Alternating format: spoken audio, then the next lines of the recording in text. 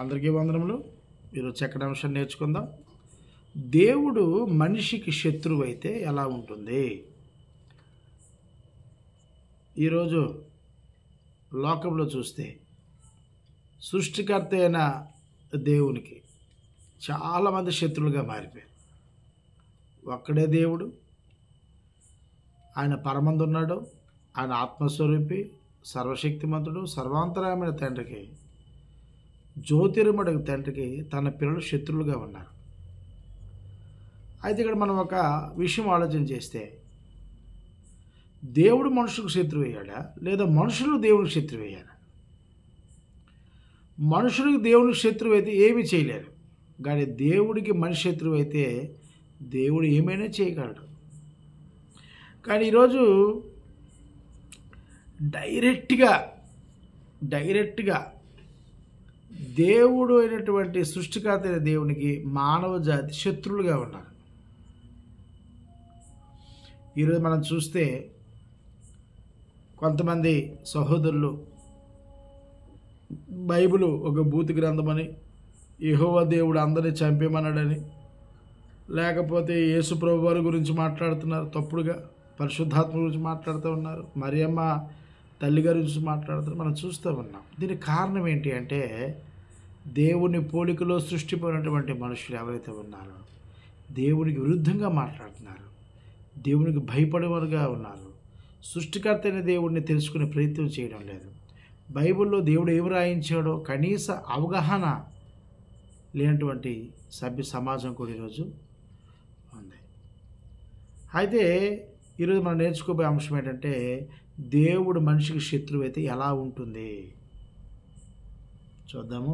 యోబు గ్రంథము 33వ అధ్యాయము 13వ వచనంలో, యోబు గ్రంథము 33వ అధ్యాయము 13వ వచనంలో రెండో మాట చూస్తే మనము, దేవుడు నరుల శక్తికి మించినవాడు, నీవేళ ఆయనతో పోరాడుదువు. ఇది రోజు మతోన్మాదులు సృష్టికర్త అయిన దేవుడిని ఎరగిన వారు డైరెక్ట్గా ఎవరితో పోరాడుతున్నారంటే దేవునితో పోరాడుతున్నారు.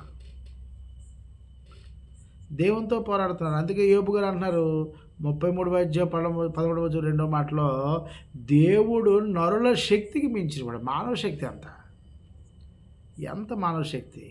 ఒక డెంగ్యూ దోమ పొరపాటున కుడితే ఆ కుట్టిన వెంటనే తలనొప్పి, వాంతులు, విరోచనాలు, కడుపులో నొప్పి, కాలు పీకులు. మానవ శక్తి ఏ పాటిది? ఒక 100 కేజీలు కూడా ఎత్తలేనటువంటి మానవుడు,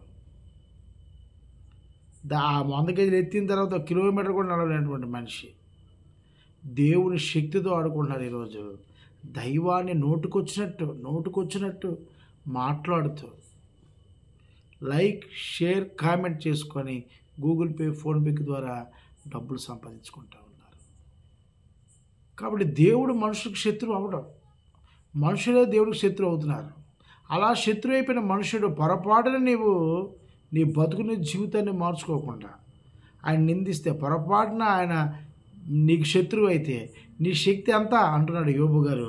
మనం యోబు గ్రంథం 15వ అధ్యాయం 25వ వచనం చూస్తే, యోబు గ్రంథం 15వ అధ్యాయం 25వ వచనంలో, వాడు దేవుని మీదకి చెయ్యి చాపును, సర్వశక్తుడగు వానికి ధిక్కరించి మాట్లాడును. దేవుడి మీదే చెయ్యి చాపుతున్నాడు, ఆయన గురించి ఏం చేస్తున్నాడంటే ధిక్కరించి మాట్లాడుతున్నాడు. నువ్వెంత ఏంటి అని లేఖనాలు, బైబిల్లో ఉన్న లేఖనాలు సందర్భానుసారంగా ఏ సందర్భంలో ఎవరితో ఎక్కడ మాట్లాడాడో కనీసం అవగాహన. అంటే జనరల్గా ఈరోజు సేవకులకే లేదు, డినామినేషన్ వాళ్ళకి, మత సేవకులకే లేదు, ఇంకా కొంతమంది మతోన్మాదులకైతే అస్సలు తెలీదు. కనీసం అవగాహన లేని వారు వచ్చి ఈరోజు ఇలాగా మంచి సోషల్ మీడియాలో ప్రజలకు మంచి సంకేతాలు ఇవ్వాల్సినటువంటి ఈ సోషల్ మీడియా దేవుడు ఏర్పాటు చేస్తే, ఆయన గురించి చర్చించుకోకుండా మంచి విషయాలు తిరిగి ఆయన్నే ధిక్కరించి మాట్లాడుతున్నాడని ముందే వీరి గురించి చెప్పడం జరిగింది. కాబట్టి దేవుడు మనుషులకు ఎప్పుడు శత్రువుడు, మనుషులు దేవునికి శత్రువుగా మారిపోయారు. ఈ శత్రువైన మనుషులు సహనము ఎన్నన్నా సరే నీ తండ్రి సహనమూర్తి కాబట్టి, ఓపిక కలిగిన వాడు కాబట్టి ఆయన మౌనంగా ఉండి భరిస్తున్నాడు కదా అని చెప్పి నీ ఇష్టానుసారంగా మాట్లాడితే, ఆయనకి పొరపాటున తిక్కరేగితే, ఆయనకి శత్రువుగా మారితే ఎలా ఉంటుందో కొంచెం మనం ముందుకెళ్ళి నేర్చుకుందాం.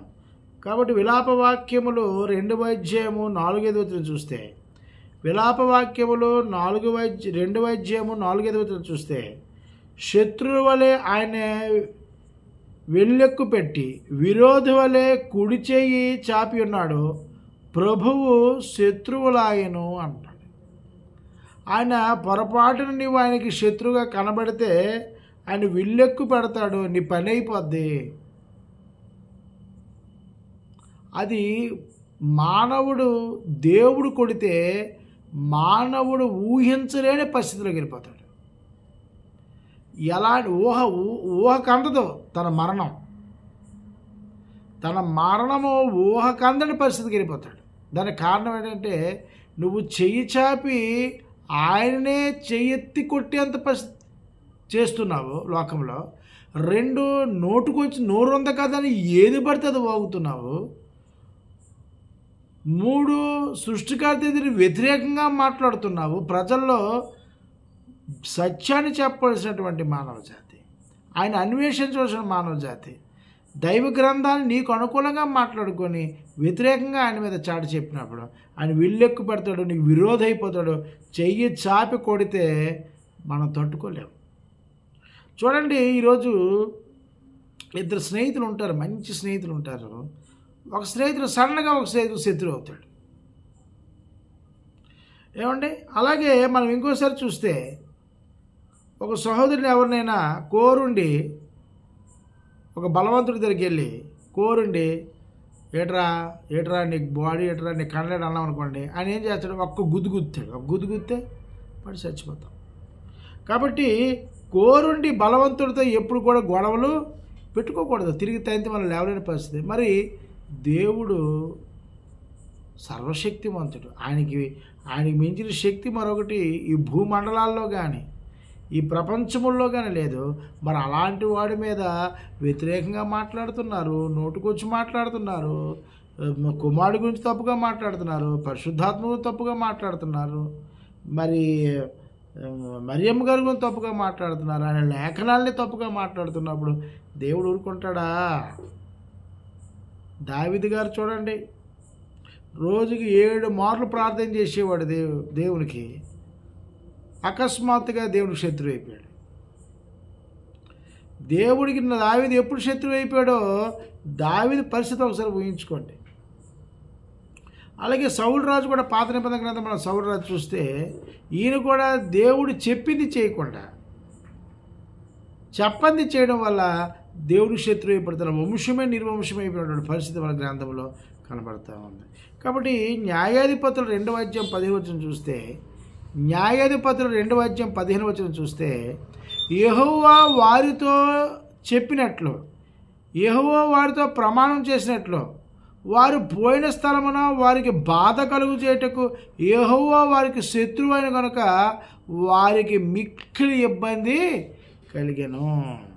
నీకు మిక్కిలి ఇబ్బంది వచ్చింది అని అంటే దేవుడు నీ శత్రువు అని అర్థం. ఇది కేవలము దేవునికి విరుద్ధంగా మాట్లాడే యూట్యూబర్లో ఫేస్బుక్లో ఉన్న వ్యక్తుల గురించే ఈ మాట కాదు నేను చెప్తుంది. ఆయన నమ్ముకుంటున్నాము, ఆయన మాకు ఎరిగినవాడు, ఆయన మాకు తెలుసు అన్నవారు కూడా ఆయన గురించి లేఖనాలు అపార్థం చేసుకున్నా సరే ఆయనకి శత్రువు అవుతారు. వారికి భయంకరమైన ఇబ్బందులు కలుగుతాయంటే, ఎలాంటి ఇబ్బందులు కలుగుతాయంటే తిండికి కూడా వాసిపోతారు, అనారోగ్య పరిస్థితులు అయిపోతారు, మానసికమైన ఒత్తిడికి గురైపోతారు. మరి దినాలు ఊహించుకోలేము. కాబట్టి దేవుడితో శత్రుత్వం కలిగి ఏ మనిషి కూడాను మరి బట్ట కట్టి బయటపడే పరిస్థితి లేదు అన్న సంగతి మీరు గమనించాలి. బైబిల్ తీసుకో. అలాగే మనం 1 సమూయేలు గ్రంథము 28వ అధ్యాయం 16వ వచనం చూస్తే, 1 సమూయేలు గ్రంథము 28వ అధ్యాయం 16వ వచనం చూస్తే ఈ వచనంలో ఒకసారి చూస్తాను నేను. 1 సమూయేలు గ్రంథము 28వ అధ్యాయము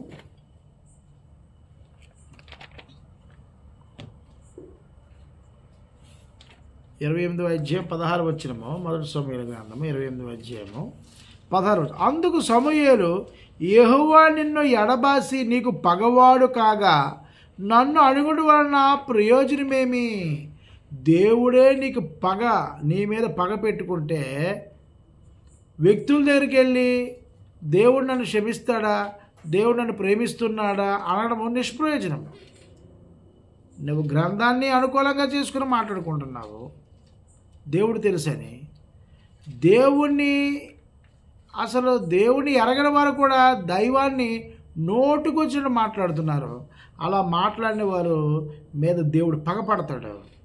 అక్కడ అంటున్నారు చూసారా, అందుకు సమూయేలు, యెహోవా నిన్ను ఎడబాసి నీకు పగవాడు కాగా నన్ను అడుగుడు వలన ప్రయోజనమేమి అంటున్నాడు. దేవుడే మనుషులు పగబడితే నీ పరిస్థితి ఏంటి? మనుషులు పగబడితేనే అయ్యి బాబోయ్ అని పోలీస్ స్టేషన్కి వెళ్ళి కంప్లైంట్ పెట్టి, తెలిసిన వారితో రాజీకి కుదిరిపెట్టి నాయన అన్నా నా మీద పగబట్టకన్నా నేనెంత నా బతికెంత అని చెప్పి పోలీస్ స్టేషన్లో కంప్లైంట్ పెట్టించి పెద్దలతో రాజీ చేయించడం. ఏమంటే ఏం చేస్తారు? వెంటనే కాంప్రమైజులు, సెటిల్మెంట్లు, ఒప్పంద పత్రాలు అన్నీ చేసుకుంటారు. ఏమో అంటే ఒక మనిషికే భయపడితే, ఒక ధనవంతుడికో ఒక రాజకీయ నాయకుడికో లేకపోతే ఇక్కడికో మనిషికి భయపడినప్పుడే సెటిల్మెంట్లు, రాజీలు, కాంప్రమైజులు చేస్తే మరి దేవునితో నీ కాంప్రమైజ్ చేసాడు ఎవడు భూమి మీద? ఈ భూమి మీద ఈ శరీరంలో నువ్వు ఉన్నంత వరకు లోకంలో ఏ మనిషి నీకు శత్రువైన నువ్వు కాంప్రమైజులు, సెటిల్మెంట్లు, ఒప్పంద పత్రాలు చేసుకోవచ్చు. మరి దేవునితో ఒప్పందపరచువాడు ఎవడు? ఆయన డైరెక్ట్గా పగపడితే తప్పించేవాడు ఎవడు? చూసుకుందాంలే అనుకుంటే చూసుకుందాం. ఈ దేహాన్ని విడిచిపెట్టిన మరుక్షణం దేవుడి చేతిలో పడుట మహాభయంకరం అన్నాడు గ్రంథంలో. ఎవరిదైనా లోకంలో పెట్టుకోవచ్చు కానీ దైవంతో పెట్టుకోకూడదు. నోరు ఉంది కదని మాట్లాడకూడదు. శరీరం ముందుకు ఉందని పొగడతో తలకెక్కి మాట్లాడితే దేవుడు ఊరకనే ఉండడం. మనుషులు పగబడితేనే కాంప్రమైజులు చేస్తాం. నాయకుల దగ్గరికి వెళ్ళి వేడుకుంటాం, పోలీసుడికి వెళ్ళి కాలు పట్టుకుంటాం. ఇదిగో పలానా వాడు చాలా బలవంతుడండి, చాలా డబ్బు ఉందని అనవసరంగా ఆయన జోలికి వెళ్ళాను కాబట్టి అయ్యా ఎలాగే నాకు రాజీ కుదరచండి అని పెద్దలు అందరూ ఊరు తిరుగుతాం. మరి దేవునితో నీకు రాజీ కుదుర్చోండి ఎవడు? లేఖనాలు కనుగొని చూసి బోధించే వారి మీద దేవుడు పగపడతాడు. లేఖనాలు తెలియకుండా నోటుకొచ్చి మాట్లాడిన వారిని దేవుడు పగపడతాడన్న సంగతి మీరు గమనించాలి. అలాగే మనం ఆమోసు గ్రంథం 3వ అధ్యాయం 6వ వచనం చూస్తే, ఆమోసు గ్రంథం 3వ అధ్యాయం 6వ వచనం చూస్తే, పట్టణమందు బాకానాదము వినబడగా జనులకు భయము పుట్టకుండున యెహోవా చేయనది పట్టణములో ఉపద్రవము కలుగునా అంటున్నాడు. అంటే యెహోవా ఏం చేసిన ఉపద్రవము, అకస్మాత్తుగా ఉపద్రవం వస్తుంది. ఉపద్రవం అంటే నాశనం. దేవుడే శత్రువు అయితే ఉపద్రవం వస్తుంది. కొంతమంది అంటారు చూడండి, ఈ తుఫాను వచ్చి గాలి వీస్తున్నప్పుడు గాలి వీచింది కానీ తుఫాను రాదు. తుఫాను ఎప్పుడు కూడా చెప్పు రాదు, భూకంపము చెప్పు రాదు. కానీ దేవుని ఉపద్రవము అకస్మాత్తుగా, ఇవి ఎలాగైతే రెండు అకస్మాత్తుగా వస్తాయో భూకంపాలు కానీ తుఫాన్లు కానీ, ఇవి కొంతవరకు తెలియపరుస్తాయి. ఈ రెండు వచ్చినట్టు కొంతవరకు తెలుసుకుంటారు. ఇదిగో పలానా తీరం నుండి పలానా దాటింది, తుఫాన్ రావడానికి అవకాశం ఉంది, ఇదిగో పలానా భూకంపము వచ్చే అవకాశం, జాగ్రత్తగా ఉండి అని అంటారు కొంతవరకు. మరి ఇవి కండిషన్గా తెలుస్తాయి. మరి దేవుడు ఉపద్రవం నీకు చెప్పి రాదు, అకస్మాత్తుగా అప్పుడు నీ పరిస్థితి ఏంటి? ఇప్పుడు ఈ తుఫాను కానీ వస్తే ప్రజల్ని సురక్షిత ప్రాంతాలు తప్పిస్తారు. లేకపోతే భూకంపాలు వస్తే మీరు అదో మిద్ది మీద ఉన్నారు లేదా మేడ గదిలో కిందకు దిగిపోండి, బిల్డింగ్ కూలిపోతాయని ప్రమాణం తప్పిస్తారు. మరి దేవుని ఉపద్రవం నుండి తప్పించుకోండి ఎవరు భూమి మీద? ఆయన చేతి నుండి తప్పించి మనుషులు ఎవరు ఉన్నారు? ఆయనతో రాజీ పరిచిన మనుషులు ఎవరు ఉన్నారు? సెటిల్మెంట్ చేసే పరిస్థితులు ఉన్నారు, ఒప్పందం చేసే మనుషులు ఎవరు ఉన్నారు? ఆయనతో సమాధాన పడే మనుషులు ఎవరు ఉన్నారు? కాబట్టి దేవుడు మనిషికి శత్రువు అవ్వలేదు. మొదటగా మనిషే దేవుడికి శత్రువు అవుతున్నాడు. శత్రువు అయ్యి దేవుని పక్క కిందకి వెళ్ళిపోతున్నాడు మానవుడు అన్న సంగతి మీరు యోచన చేయాలి. హెజ్కేలు గ్రంథము 14వ అధ్యాయం 15వ వచనం చూస్తే, హెజ్కేలు గ్రంథము 14వ అధ్యాయము 15వ వచనం మనం చూస్తే, బాటసారులు సంచరింపకుండా ఆ దేశము నిర్జనమై పాడుగునట్లు నేను దాని మీదకి దుష్ట మృగములను రప్పింపగా అన్నాడు. ఒకప్పుడు దేవుడు దుష్ట మృగాల్ని పంపించాడు. ఇప్పుడు ఏం పంపించాడంటే తెగుళ్ళు పంపిస్తూ ఉన్నాడు. వింత వింత రోగాలు. ఈ రోగాలకి ఫస్ట్ వచ్చే జబ్బు తలనొప్పి, గుండె దడ, కడుపొబ్బరం, మోకాల నొప్పులు, దగ్గు, గుండె ఆగిపోతున్న భయం. ఇవన్నీ ఎందుకు వస్తున్నాయి? కారణం ఏంటి? తెగుళ్ళు. దేవుడు ఒక పట్టణాన్నే కాదు దేశాన్ని నాశనం చేయగలడు. ఆయన సర్వశక్తిమంతుడు. సొదొమ గొమొర్రా ప్రాంత ప్రజలు చూడండి, వాళ్ళంతా కూడా దేవుడు శత్రులు అయిపోయారు. ఎంత చెప్పినా వినలేదు. ఓర్పుతో సహనంతో ఆయన ఊరుకున్నాడు. మంచి మంచి వక్తల్ని ఆయన ప్రవక్తలు పంపాడు వాళ్ళని బాగు చేయడం, కానీ వారు దేవుడి మాట వినలేదు కదా. తిరిగి ఆయన మీద తిరుగుబాటు చేశారు. తిరుగుబాటు చేసినందుకు ఈరోజు పరిస్థితి ఏంటి? బూడి చేసేసాడు ఆ దేశాన్ని. అలాగే నినివే పట్టణస్తులు దేవుని ఉగ్రత కింద గెలిపారు, దేవుని పగలో గెలిపారు. అయ్యో మమ్మల్ని తప్పించేవాడు ఎవడో అని ఆలోచన చేసినప్పుడు వెంటనే అక్కడికి వెళ్ళి యోనా గారు గద్దిస్తే వాళ్ళు మారు మనసు పొంది 3 రోజులు ఉపవాసం ఉండి దేవుని బతిమాలు వేడుకున్నారు. అయ్యా మమ్మల్ని క్షమించు, మేము ప్రమాదం పడిపోతామని. అందరూ చంటి పిల్లలు సహా వృద్ధులు పెద్దలు అందరూ కూడా ఉపవాసం ఉండి దేవుడు క్షమాపణ అడిగి వారు బతుకునే జీవితాన్ని మార్చుకున్నారు. తప్పు చేసాం అని దేవుడి సన్నిధిలో మోకరించి ప్రార్థన చేశారు వాళ్ళంతా. కాబట్టి నినివే పట్టణస్థ ప్రజల్ని దేవుడు తన పగను తప్పించాడు. దేవుడు చాలా సహనము. ఎందుకంటే ఇప్పుడు మన తల్లిదండ్రులకు కూడా తన పిల్లలు ఎన్నో మాటలు అంటూ ఉంటారు. ఆస్తి కోసమని, లేకపోతే ఎందుకు కన్నామని, ఏదో రకంగా తల్లిదండ్రులు బాధపెట్టడం. వాళ్ళు చాలా సహనం ఓర్పుతూ ఉంటారు. ఆ సహనం ఓర్పుపోయిన తర్వాత ఇలాంటి పిల్లలు మేము కన్నామా, ఇలాంటి వారా మీకు ఎలా కాదురా, నేనేం చేయాలో అదే చేస్తానని తండ్రి ఎలా అయితే అంటాడు, తల్లిదండ్రులు ఎలా అంటారు? నన్ను సృష్టించిన దేవునికి మనం పగవారిగా ఉండకూడదు, ఆయన శత్రువుగా ఉండకూడదు. ఆయన శత్రువుగా ఉండి ఎవడు బట్టగట్టి బయటపడిన వాడు ఎవడు లేడు, ఆయనతో రాజీ కుదిర్చిన వాడు ఎవడు లేడు, ఆయనతో సమాధానపరిచేవాడు ఎవడు లేడు, ఆయనతో అగ్రిమెంట్ చేసినవాడు ఎవడు లేడు. దేవుడు. జాగ్రత్తగా మనం ఉండాలి. మన మాట, మన తీరు అంతా కూడా చాలా జాగ్రత్తగా ఉండాలి. ఆయన లేఖనాలు ఉన్నాయి కదా, ఎలా పడితే నేను ఆయనకు అనుగుణంగా మాట్లాడుకుంటాను, అనుగుణంగా మంచుకుంటానన్నా అది ప్రమాదమే. నోటుకొచ్చిన మాట్లాడినా, తన బోధకు వ్యతిరేకంగా మాట్లాడినా దేవుడికి ఏ మనుషుడైన శత్రువు అవుతున్న సంగతి మీరు గమనించాలి. అలాగే ద్వితోపదేశకాండం 32వ అధ్యాయము 40 నుండి 41 చూస్తే, ద్వితోపదేశకాండము 40 41 ద్వితోపదేశకాండము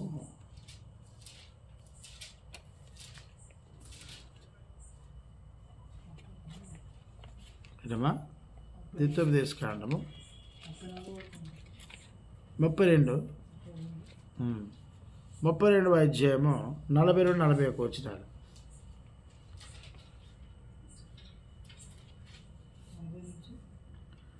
32 ఆయన 40-41 వచనాలు. నేను తలతలలాడు నా ఖడ్గము నూరి నా చేత న్యాయమును పట్టుకుని ఎడల నా శత్రులకు ప్రతీకారము కలుగు చేసేదను, నన్ను ద్వేషించి వారికి ప్రతిఫలం ఇచ్చేదను, రక్తము చేత నా బాణములను మధ్యలో చేసేదను. చంపేస్తాను అన్నట్టు. దేవుడికి వ్యతిరేకంగా మాట్లాడి చంపేస్తారు, అధికారులు వ్యతిరేకంగా మాట్లాడితే చంపేస్తున్నారు. ఏమంటే మరి దేవుడు వ్యతిరేకంగా మాట్లాడి దేవుడు చంపాడా? ఎందుకు చంపడు? ఒక మనిషి ఎవరైనా తప్పుగా మాట్లాడి చంపేద్దామంత కోపం వస్తుంది మనకి. మరి దేవుడు చంపడా?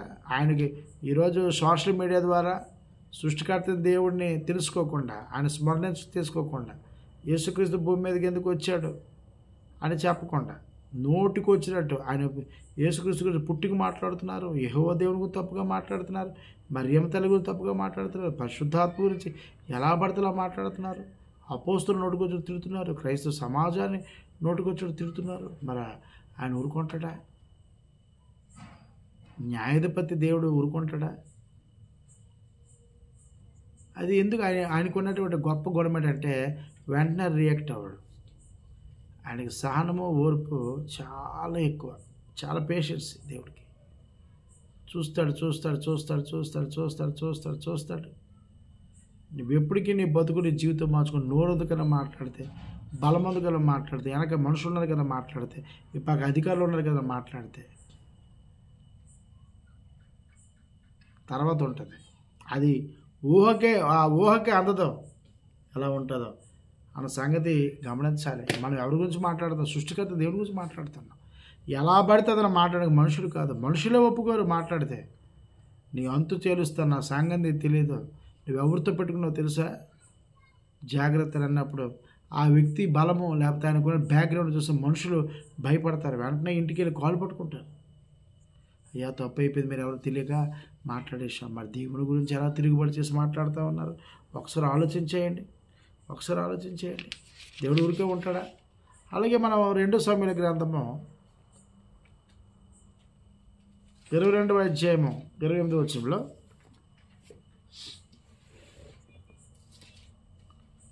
2 సమూయేలు గ్రంథము 22వ అధ్యాయము 28వ వచనంలో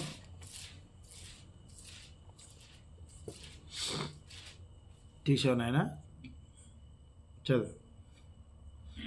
శ్రమపడు వారిని నీవు రక్షించదు, గర్విష్ఠులకు విరోధివై అణచివేయదు. ఏమన్నాడు? గర్విష్ఠులకు విరోధే వారిని రక్షించదు. గర్విష్ఠులు విరోధే ఆయనకి రక్షిస్తాడా? ఏం చదువుతున్నావు బాబు? గర్విష్ఠులకు విరోధినై వారిని అణచివేసి, గర్విష్ఠులకు విరోధులై వారిని అణచివేసేది అణిచేస్తాను అంటున్నాడు. ఎవరైతే లోకంలో బలం ఉందని, అధికారం ఉందని, అధికారం నాయకులు ఉన్నారని నోటుకొచ్చి మాట్లాడుతూ ఉన్నారు, వాళ్ళందరినీ అణిచేస్తాను. బలవంతులు బలహీనుని ఏం చేస్తాడు? అణిచి గట్టి పట్టేస్తాడు. దేవుడు కూడా నువ్వు నోరుంది కదని మాట్లాడతావు కాబట్టి దేవుడు విరోధి నీ గర్వాన్నంతా కూడా అణిచేస్తాడు ఒక్కసారి. అది నీ ఊహ కాందదు. అది ఎలా ఉంటుందంటే అది నీ ఊహ కాందదు. ఆయన కొట్టే దెబ్బలు, ఆయన వేసే శిక్ష, నువ్వు మాట్లాడే ప్రతి మాట సోషల్ మీడియాలో అది రికార్డ్ అవుతుంది.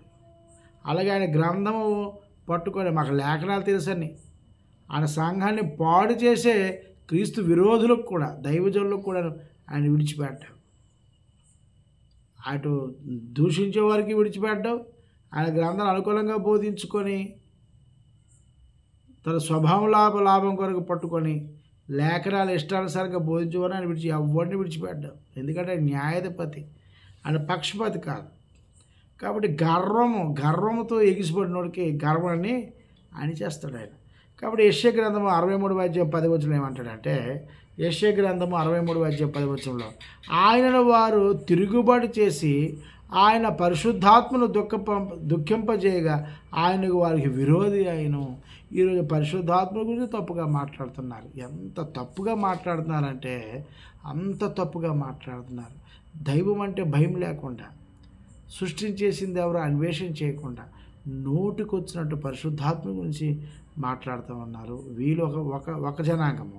పరిశుద్ధాత్ముడు అసలు శక్తా వ్యక్తా తెలియకుండా, అతను ఆడామగా తెలియకుండా సంఘంలో డప్పు కొట్టుకొని ఇదిగో పరిశుద్ధాత్ముడు దిగిపోయాడని సర్వజనాంగాన్ని మోసం చేస్తున్న క్రీస్తు విరోధులు కూడా ఆయన విడిచిపెట్టడం భారీగా ఉంటుంది. అందుకని ఆయన వారు తిరుగుబాటు చేసి ఆయన పరిశుద్ధాత్మను దుఃఖింపజేయగా ఆయన వారికి విరోధి అయిన పరిశుద్ధాత్మను దుఃఖపరుస్తున్నారు. ఈరోజు సంఘాల్లో డ్రమ్స్ కొడితేనే భాషలు వస్తాయి, డ్రమ్స్ కొడితేనే పరిశుద్ధాత్ముడు వస్తాడు. వాళ్ళ సంఘాల్లో మనుషులు కట్టిన సంఘాలు అవి, దేవుని సంఘాలు కావు, క్రీస్తు సంఘాలు కావు, క్రీస్తుకి విరోధమైన సంఘాలు అవి, దైవానికి విరుద్ధమైన సంఘం, మ్యాన్మేడ్ చర్చెస్ అవి, మానవ కల్పిత సంఘాలు, వ్యాపార సంస్థలు. ఒక మాట చెప్పాలంటే వారిని ఎవరిని దేవుడు విడిచిపెట్టే అవకాశం లేదు. వారందరూ దేవుని పక్క కింద ఉన్నారు. దేవుడు మనుషులకు శత్రువు అవడో, మనిషే దేవుడు శత్రువు అయ్యాడు. ఆ శత్రువు అయిన నిన్ను దేవుడు అవకాశం ఇస్తూ ఉన్నాడు. నీ బతుకు, నీ జీవితం మార్చుకునే అవకాశం ఇస్తున్నప్పుడు కూడా నీ గర్విష్ఠతనంతో లేఖనాలను పరిశీలన చేయకుండా, లేఖనాలు నాకు వచ్చు అని చెప్పి తప్పుడు సంకేతాలను, తప్పుడు మార్గాన్ని ప్రజలకు నువ్వు అందిస్తున్నప్పుడు దేవుని ఉగ్రత, దేవుని పగ నీ మీద ఉంటుంది. నిన్ను విడిపించినాడు, సెటిల్మెంట్ చేసినాడు, తప్పినాడు ఎవడు భూమి మీద లేడు అనే సంగతి మీరు గమనించాలి. ఎఫెసీయులకు అందుకంటాడు, ఎఫెసీయులకు రాసిన పత్రిక 4:30 అపోస్తలుడు పౌలు క్రీస్తు సంఘానికి లేఖ రాస్తూ ఎఫెసీయులకు రాసిన పత్రిక 4:30 అంటాడు, దేవుని పరిశుద్ధాత్మను దుఃఖపరచుకుడి. చూసారా, దేవుడు మనల్ని నీతిమంతులుగా చేయాలని చూస్తే దేవుని వాక్యానికి విరుద్ధంగా బ్రతికే వారందరూ కూడాను పరిశుద్ధాత్మ దుఃఖపరచుకోవాలనే సంగతి మీరు తేటగా గమనించాలి.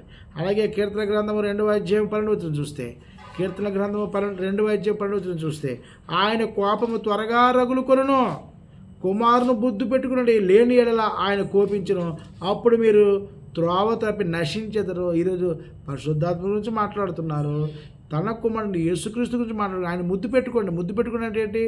లేఖనాన్ని ముద్దు పెట్టుకోండి, ఆ లేఖను హత్తుకోండి. ఆ లేఖను నిత్యజీవం ఉంది, నువ్వు బ్రతికిస్తుంది. ఆ లేఖనం నిత్యతలో చేరుస్తుంది, దేవుని సౌకులు నిలబడుతుంది, నేను పవిత్రంగా మారుస్తుంది, సభ్య సమాజంలో దేవుని కుమారుని గుర్తింపిస్తుంది. ఒక పత్రిక వల్ల కనబడతామని తండ్రి అయిన దేవుడు ఆనాడు కీర్తన కనబడే దావీదు పలికిన మాట దావీదు గారు చెప్తున్నారు ఇక్కడ. ఆయన కోపం త్వరగా రగులుకొను, కుమారుని ముద్దు పెట్టుకుని లేని ఎలా ఆయన కోపించును, అప్పుడు మీరు త్రోవ తప్పి నశించెదరు. ఈ లోకంలో క్రీస్తుని హైలైట్ చేయాలి, దేవుని కుమారుని కనపరచాలి, దేవుని నీ ఫోటోలు కాదు ఆయన నామను మహింపరచాలి, ఆయన మహింపరచాలి.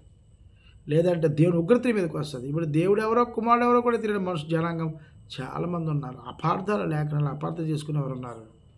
తప్పుడుగా స్వలాచనతో, సొంత బుద్ధితో, దైవాజ్ఞలు కాకుండా మానవ ఆలోచనతో కల్పితమైన బోధలు చేసుకుంటూ తమ జీవితాన్ని కాలగొప్ప ఉన్నవారు దేవుడు ఉగ్ర కింద ఉన్నారో సంగతి మీరు మర్చిపోకూడదు.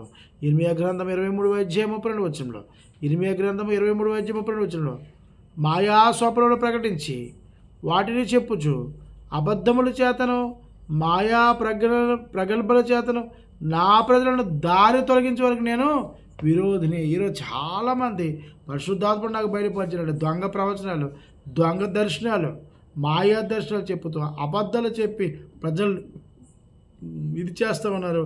వీరందరూ కూడా దేవుడు ఏమన్నా విరోధిని అంటాడు. సత్యవాక్యాన్ని చెప్పకుండా, సత్యవాక్యాన్ని సరిగ్గా విభజింపకుండా, మానవుడి యొక్క పాపము అద్భుత కార్యాలతో కాదు దేవుని వాక్యం ద్వారా పోతుంది. ఆ వాక్యం చెప్పి మనుషులు మార్చకుండా భౌతికమైన చెప్తూ, దర్శనాలు చెప్తూ ఆత్మను రక్షించే సంఘాలు అవి రక్షింపబడవు.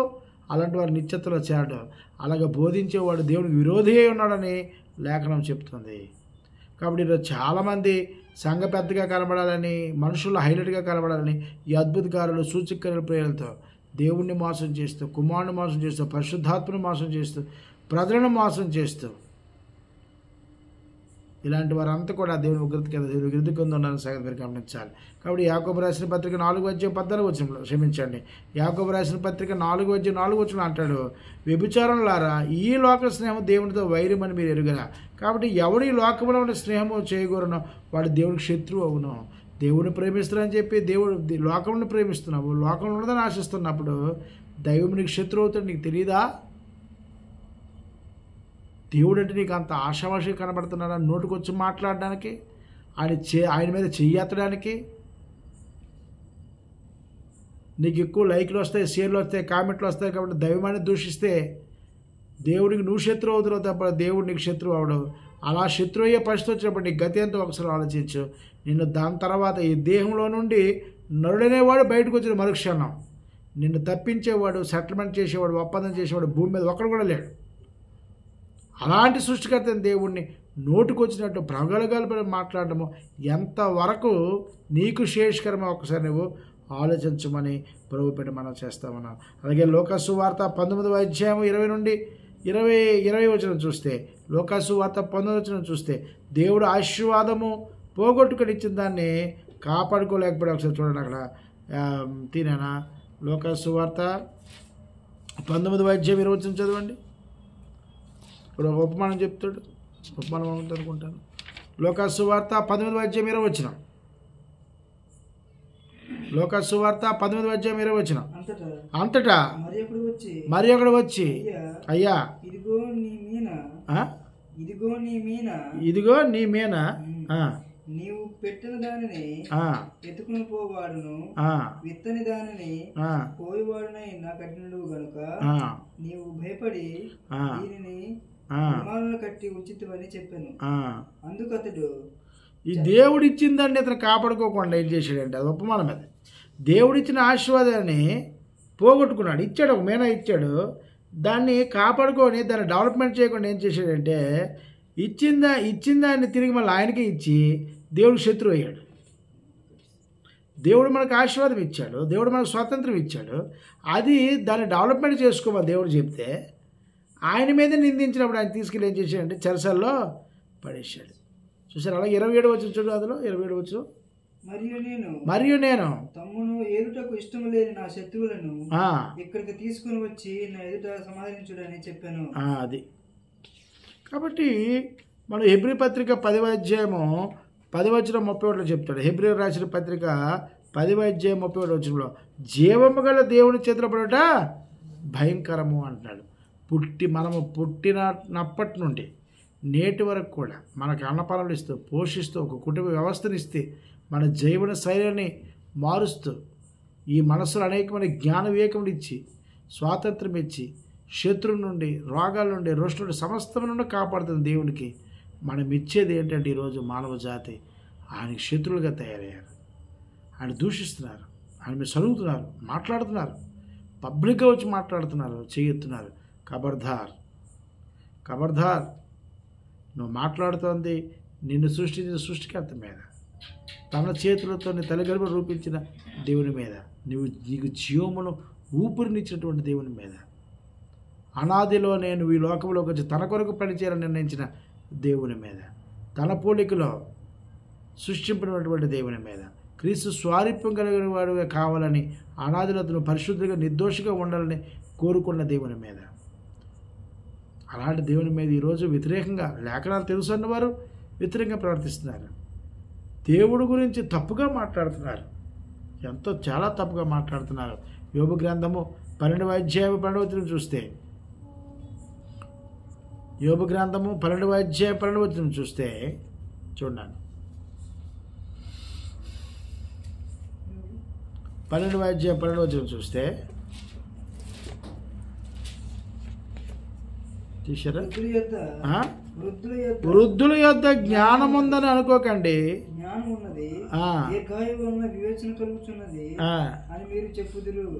వృద్ధులు అనుకుంటారు వృద్ధుల దగ్గర గొప్ప జ్ఞానం ఉంది, పాండిత్యం ఉంది, వీళ్ళు మంచి బోధ చేస్తారు. అది ఏం లేదు.